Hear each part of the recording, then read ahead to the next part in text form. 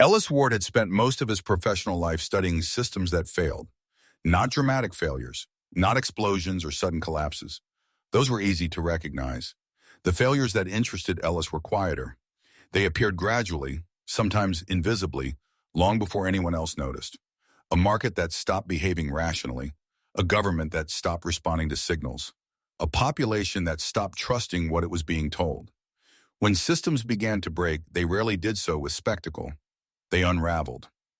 Ellis had learned that lesson early in his career. He had studied the collapse of financial networks, the erosion of democratic institutions, and the subtle signals that preceded national crises. His job had never been to predict the exact moment something would break. His job was to recognize when the conditions for breaking had already formed. Most people, he had discovered, believed collapse would look dramatic. They imagined chaos, riots, flashing sirens, and breaking glass. But Ellis knew something different.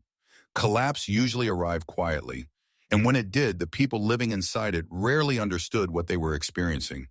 They believed the world was simply changing. The first signal Ellis noticed this time was a number. 2.2 trillion. The number appeared on a financial feed one morning while he was reviewing economic data. It looked like a typo. $2.2 trillion had been added to the wealth of the country's richest individuals in a single year. Not a decade, not a generation. 1 year. Ellis stared at the number longer than most people would have. Most people saw a headline like that and moved on. The figure was too large to imagine, too abstract to feel. But Ellis did not move on. He plotted the number against other data: foreclosures, small business failures, unemployment drift, housing stagnation. The patterns were unmistakable. While millions of people struggled to remain solvent, wealth at the top was accelerating. The lines did not simply diverge. They inverted. The economy wasn't malfunctioning. It was redistributing value upward. And redistribution of that magnitude always created pressure. Pressure was the most reliable force in complex systems. It did not disappear. It accumulated. And eventually it demanded release. Ellis knew how that release usually appeared. History offered two options: collapse or conflict. The country, he realized, was assembling the conditions for both. That realization stayed with him as he drove to a foreclosure auction one Tuesday morning. He didn't go because he had to. He went because he wanted to see convergence in the real world. Charts and models told him what was happening. But Ellis believed something important about systems. You had to see them operate to truly understand them. The auction was held in a county building that smelled faintly of bleach and fatigue. Rows of folding chairs faced a podium. A projector displayed addresses in clean digital type. Each property appeared on the screen as a simple line of text: street, number, opening bid. Men in pressed shirts leaned casually against the walls, holding clipboards. Their relaxed posture told Ellis something immediately. They were not participants in the crisis. They were beneficiaries of it. In the front row, a woman clutched a thick folder against her chest. Her hands trembled slightly. Every few seconds, she swallowed hard, as if trying to force down a rising panic. When the auctioneer read an address aloud, she flinched. Ellis couldn't tell if the house belonged to her. He couldn't tell because the room was filled with people reacting the same way. Each name read from the screen represented a life reduced to a lot number. The process was efficient, professional, almost polite. That was the unsettling part. The system processed human loss with bureaucratic calm. No shouting, no anger, no protest, just paperwork. Above the podium, a television mounted on the wall displayed a muted cable news broadcast. A ticker scrolled along the bottom of the screen. Wealth surge. Top fortunes add $2.2 trillion in a year. The contrast was obscene. A man at the podium calmly announced bids on houses people were losing, while the television celebrated historic gains for the richest individuals in the country. The room did not riot. No one overturned chairs. No one screamed. They simply watched. That was convergence. The moment when economic truth and civic helplessness merged into the same emotional reality. Powerlessness. Ellis stayed long enough to see one property auctioned. Then he left. Outside, sunlight filled the parking lot. The day looked ordinary. Cars passed. People walked. Life continued as if nothing unusual had occurred. Ellis checked his phone. A message from Mara appeared on the screen.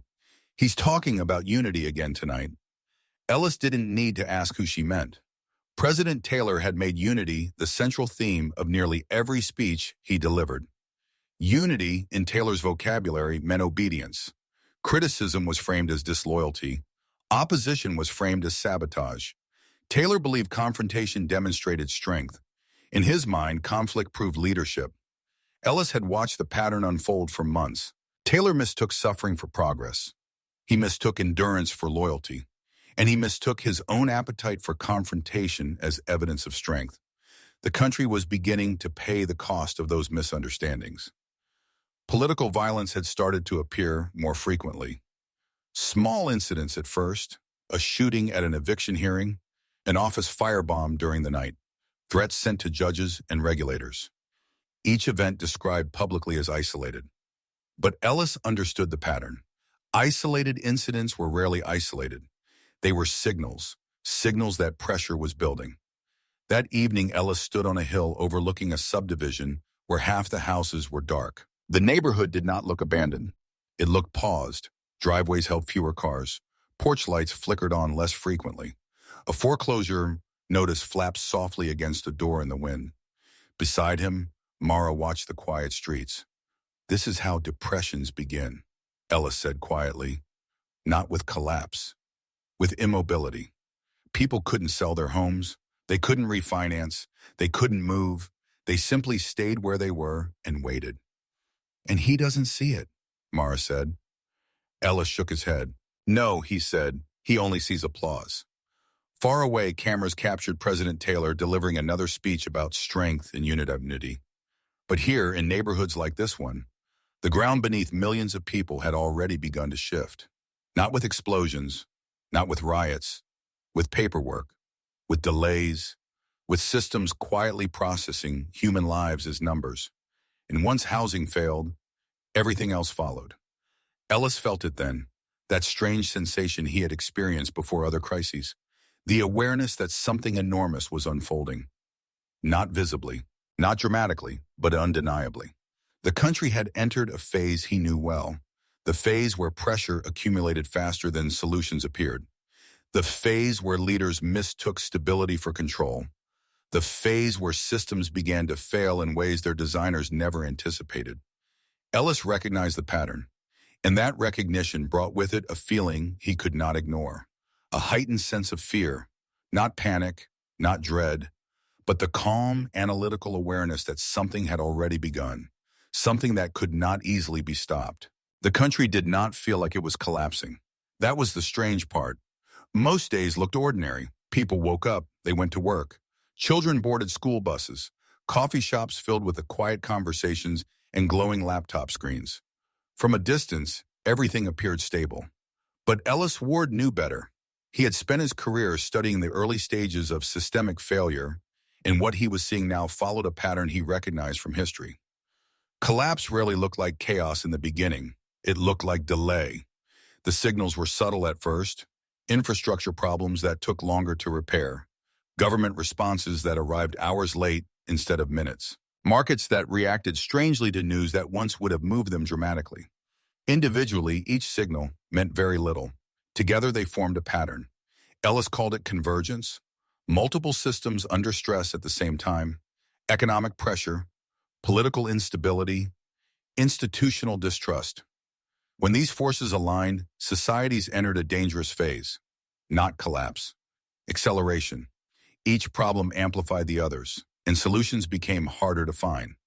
Ellis watched the pattern develop through data first. Then he began seeing it everywhere. At the grocery store where prices rose weekly, at the bank where small business owners waited longer for credit approvals, at the hospital where staff shortages forced longer shifts. None of these events seemed catastrophic, but they were connected, and Ellis knew what connection meant. Pressure. Pressure moving through the system. Pressure searching for release. One evening, Ellis attended a small neighborhood meeting. There was no official agenda, just people gathering in a community center to talk about what they were experiencing. A nurse described supply shortages that had quietly worsened over the past year. A teacher talked about new administrative directives that arrived with no explanation.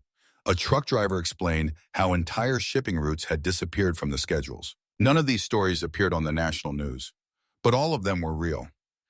Ellis listened quietly. The conversation moved from frustration to confusion. Everyone sensed something changing, but no one could describe exactly what it was. That was the effect of the echo chamber. Information still flowed through official channels, but it flowed differently now. Filtered, synchronized, economic data released alongside political statements. Public health updates timed to match diplomatic announcements. The result was coherence. Everything appeared to move together. When the economy improved, the messaging improved. When security concerns arose, reassurance appeared instantly. The system had learned rhythm. It no longer simply delivered information. It shaped perception, and perception had become the most powerful form of control. Ellis had seen this mechanism before in smaller systems. Corporations used it. Governments experimented with it. The idea was simple: control the narrative, reduce volatility, prevent panic. At first it worked. Markets stabilized. Public reaction softened. Confidence appeared to grow. But Ellis understood the flaw. Reality did not obey narratives forever. Eventually something unexpected happened, and when it did, the echo chambers struggled to adapt. The first crack appeared during a storm. The forecast had predicted mild rain. Instead, a fast-moving weather system knocked out power across several regional hubs at once. Emergency alerts arrived late. Local authorities issued conflicting instructions. Some residents were told to stay indoors. Others were told to evacuate. For the first time in months, the country heard more than one voice. The effect was immediate. Not panic, recognition. People began noticing the differences between official messaging and local experience. Trust thinned. President Taylor responded quickly. He called for unity again. He accused critics of spreading misinformation. He praised agencies that stayed on message. Governors who deviated found themselves excluded from briefings. Funding approvals slowed for states that questioned federal directives. Control tightened. But tightening control required constant effort, and effort required energy. Inside the federal system, exhaustion began to spread. Staff members worked longer hours. Mistakes multiplied. Reports arrived incomplete. Decision chains grew slower. The system that once responded quickly now struggled to keep pace with events. Ellis watched these developments carefully. He recognized another pattern emerging. Centralization had become a bottleneck. When power concentrated too heavily at the center of a system, every decision had to pass through fewer people. That created efficiency during stable times, but during crisis, it created paralysis. Local governments began adapting. They stopped waiting for federal approval. States negotiated trade agreements directly with regional partners. Cities coordinated emergency resources through shared networks. Health systems exchanged data independently. None of these changes appeared revolutionary. They were practical responses to delay. But collectively, they represented something profound. Authority was shifting, not violently, quietly. International actors noticed the change as well. Foreign governments began working directly with states rather than federal agencies. Trade agreements bypassed Washington. Intelligence sharing moved laterally between trusted partners. The United States remained powerful, but its presidency no longer functioned as the sole center of authority. Ellis watched the shift unfold with fascination. He had studied succession and political systems before. Most people imagined power transfers happening through elections, revolutions, or coups. But succession could occur another way. Function could simply move. The system could evolve until the center became unnecessary. One afternoon, Ellis received a message from an old international contact. The message was brief. "We are updating our maps." Ellis typed a reply. Of what? The response arrived minutes later. Of who matters. The words stayed with him because they described something happening everywhere. Power was being redefined, not through declarations, through practice. Communities began organizing their own solutions. Supply distribution networks formed. Neighborhood councils coordinated services. Volunteer groups replaced failing programs. The work was quiet, efficient, and largely invisible to national cameras. President Taylor interpreted the changes differently. He saw them as threats. He ordered expanded surveillance, not to stop violence, to monitor coordination. In his mind, organization equaled opposition. The irony escaped him. The more aggressively he tried to enforce authority, the more people worked around it. Power required believers, and belief was fading. The final confirmation arrived during a routine national emergency alert test. The test should have reached every phone in the country within seconds. Instead, delivery failed in several regions. Some states received partial alerts, others received nothing. The official explanation blamed a software patch. Ellis read the technical report and knew immediately that explanation was impossible. The problem was not software. The network itself no longer recognized the center as authoritative. The system had evolved. Control had decentralized. President Taylor stared at the report for a long time. For the first time in years, he felt something unfamiliar. Not anger, not fear, displacement. That night, he walked the residence halls alone. The rooms felt larger, quieter. Portraits of former presidents watched from the walls. Taylor imagined history remembering him differently, misunderstood, sabotaged, betrayed. He never imagined something else entirely. Irrelevance. Ellis sat at his desk late that night writing in a notebook. He wrote one final observation. Succession does not overthrow power. It replaces its function. He closed the notebook slowly. Outside his window, the city continued moving. Traffic lights changed. Buses stopped at intersections. Restaurants filled with conversations about ordinary things. The country had not collapsed. It had not revolted. It was simply changing. And most people did not yet realize how profound that change had become. The center still existed. The presidency still issued statements. The government still held press conferences. But something fundamental had shifted.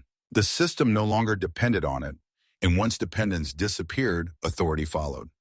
Ellis felt the same quiet sensation he had experienced at the beginning of the crisis. That heightened sense of awareness, the recognition that history was unfolding not through spectacle, but through quiet transitions. The pressure that had been building for years had finally found release, not through violence, through adaptation. But Ellis also knew something important. Systems that resolved one pressure often revealed another. The country had avoided collapse, for now, but the forces that created the convergence had not disappeared. They had only changed form, and somewhere inside those shifting structures, a new balance would eventually emerge, or another crisis would begin. The country did not announce the moment it changed. There was no speech, no declaration, no broadcast interruption. History rarely arrived that way. Instead, the change appeared in small decisions made quietly across the country. Governors began meeting without waiting for federal invitations. Regional coalitions formed to coordinate energy and transportation networks. Public universities exchanged research data directly with international partners. Banks adjusted their lending standards based on local economic conditions instead of national forecasts. Each change seemed minor on its own. But together they revealed something unmistakable. The center was no longer the center. Ellis Ward watched the transition unfold the same way he had watched the crisis begin, through patterns. The data no longer pointed toward Washington. It pointed outward. States, cities, institutions, communities. Authority had not been overthrown. It had been bypassed. For years, the presidency had assumed control meant command. But command only worked when the rest of the system depended on it. And slowly, almost invisibly, that dependence had dissolved. Ellis noticed the shift most clearly in financial flows. Federal infrastructure programs stalled in committees and oversight hearings. Meanwhile, regional alliances funded their own projects. High-speed rail proposals moved forward without federal approval. Energy grids linked across state lines through private agreements. Supply chains adapted. Markets adjusted. The machinery of daily life kept moving, just not in the direction the center expected. In Washington, the change felt like silence. Agencies continued issuing reports. Press conferences continued filling television schedules. Policy debates continued dominating cable news. But fewer people seemed to care. Not because they had lost interest in politics, because politics no longer determined the outcomes of their lives the way it once had. The most revealing moment came during a national address. President Taylor stood behind the familiar podium and spoke about restoring order. He warned that fragmentation threatened national stability. He promised decisive leadership. But as Ellis watched the speech, something strange happened. Nothing. The markets did not move. Governors did not respond. Local leaders did not adjust their plans. The speech simply passed through the system like wind through empty branches. For the first time, Ellis understood the true meaning of irrelevance. Power had not been taken from the presidency. It had simply migrated elsewhere. The transfer had occurred through necessity.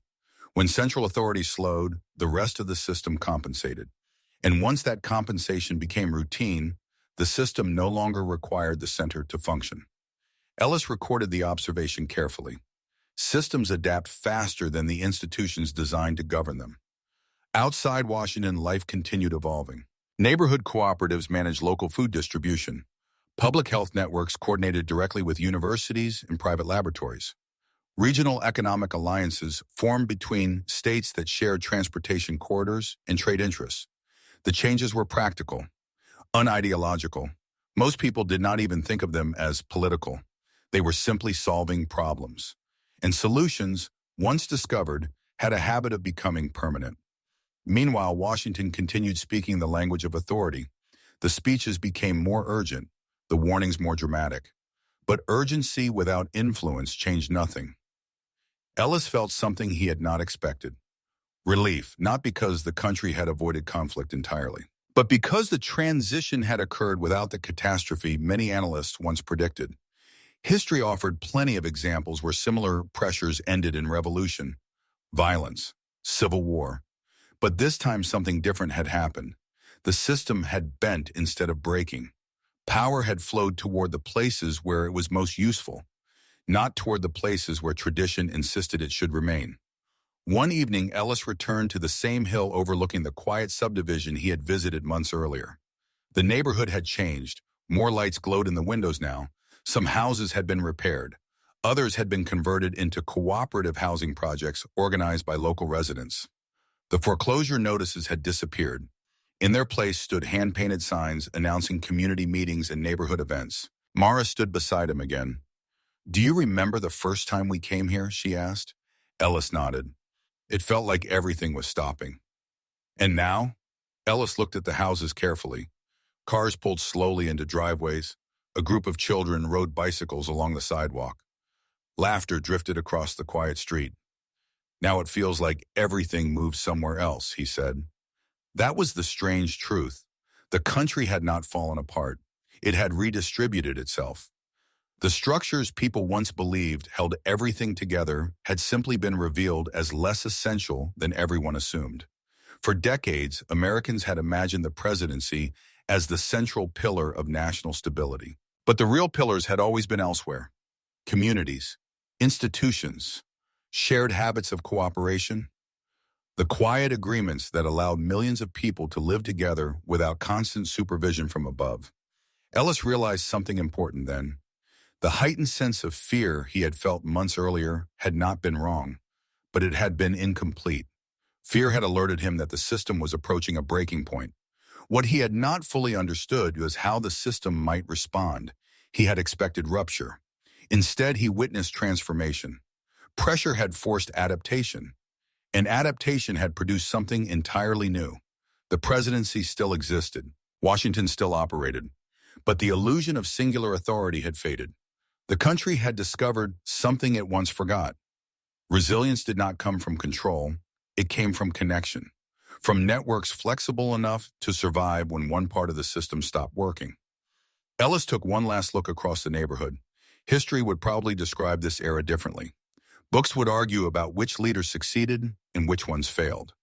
Television historians would debate speeches and elections. But Ellis knew the truth would be simpler. The country changed because ordinary people stopped waiting for someone else to fix things. They fixed them themselves. The quiet transfer of responsibility had reshaped the nation more completely than any election ever could. Ellis felt the same sensation he had experienced at the beginning of the crisis. That subtle awareness that something important was unfolding. Only this time the feeling was different. Still serious, still cautious, but no longer dominated by fear. because fear had served its purpose. Fear had warned him something was wrong, but understanding had revealed something else. Systems did not always collapse. Sometimes they evolved. And when they did, the transformation often occurred quietly enough that most people never noticed the exact moment it began. Ellis Ward stood in the fading evening light and watched the neighborhood settle into its nightly rhythm. Lights turned on, doors closed, families gathered around dinner tables. Ordinary life continued, not because someone in Washington commanded it, because millions of people had quietly decided it would. Ellis finally understood the lesson history had been trying to teach all along. Power was never located in a single building, or a single office, or a single leader. Power lived in the system itself, and systems belonged to the people who use them. That realization did not eliminate uncertainty. The future would still bring new pressures, new conflicts, new tests of resilience. But Ellis no longer felt the same dread he once had, because the country had already proven something important. When the center stopped working, the rest of the system had learned how to carry the weight, and that knowledge, more than any law or institution, would determine what came next. Ellis turned away from the hill and began the walk home. Behind him, the lights of the neighborhood glowed steadily against the darkening sky. The country was still there, still moving, still adapting. And for the first time in a long time, the future no longer felt like something waiting to collapse. It felt like something waiting to be built.